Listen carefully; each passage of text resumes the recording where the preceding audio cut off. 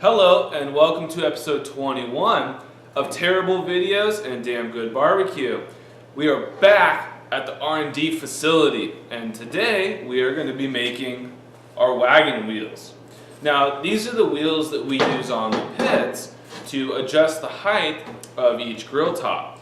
We also use them to lock the grill tops in place with a chain that's lockable. Now these are a little bit unique and it's kind of like our style.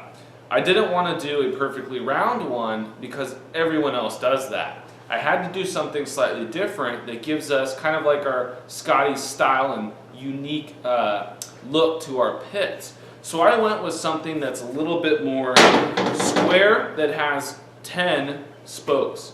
So this right here is going to be going on a 2-axle pit. So it's roughly half the size of our really big pit, the mega pit. And it's the same size wheel that we use for the pits at the restaurant and for all of our pits at the catering stuff. So it starts with this right here. This is just half-inch 120 wall DOM. That is drawn over mandrel. It is a seamless material and it's incredibly strong and lightweight. As opposed to a standard mild steel, which is like an HERW, that's going to have a welded seam, and it's not as strong or as nice to work with as a DOM or a seamless style material. So we start with a bunch of these pieces that are all nice and cut and fit to our fixture. So just like when I was building, I am not fabricating anymore professionally, but when I was building race trucks, etc., we fixtured everything. So when it came to the suspension components, even the entire chassis gets fixtured in a big assembly for welding. That way you know each and every piece is not only accurate, but is incredibly high quality. So just like that, I designed a fixture for our wagon wheels. So this is our welding fixture. As you can see, it's well used because we've made quite a few of these trailers, pits, etc. So this guy is going to hold all of our stuff in place perfect each and every time.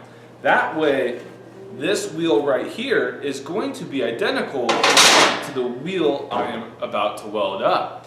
Now just to give you a little inside baseball, we're going to be doing this with MIG welding.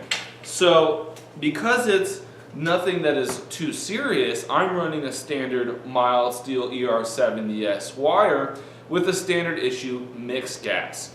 When it comes to the race truck stuff and some of the high caliber vehicles that we still design and develop, typically, the fabricators and what I used to use would be a little bit different. We like to use a lot of ER80SD2, especially when we're working with chromolys. Now, for this DOM seamless tube, the ER70S is perfect. It's going to hold up great, and it's going to take, I don't know, maybe 10 minutes to weld this thing.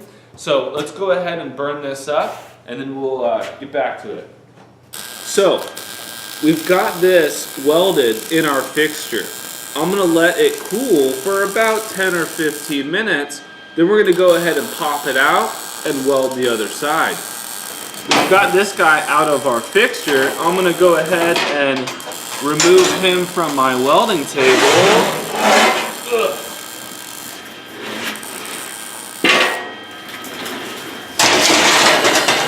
And we are clear to weld the rest of this guy up.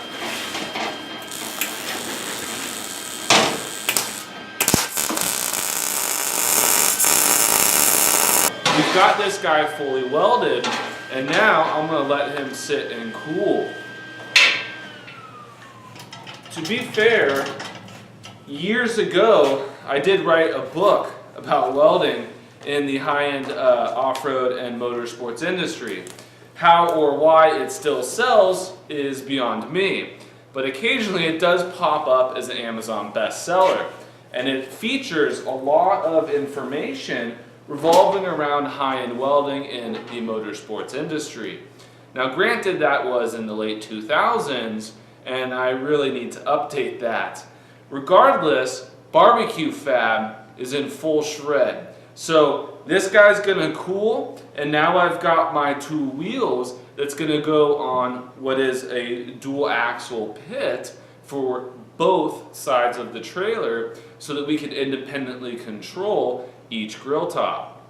So from here, we can move on to the components that assemble this assembly for the movement of the grill tops. I'd like to thank you for checking out our terrible videos and damn good barbecue. My name is Jason, and I will see you next time.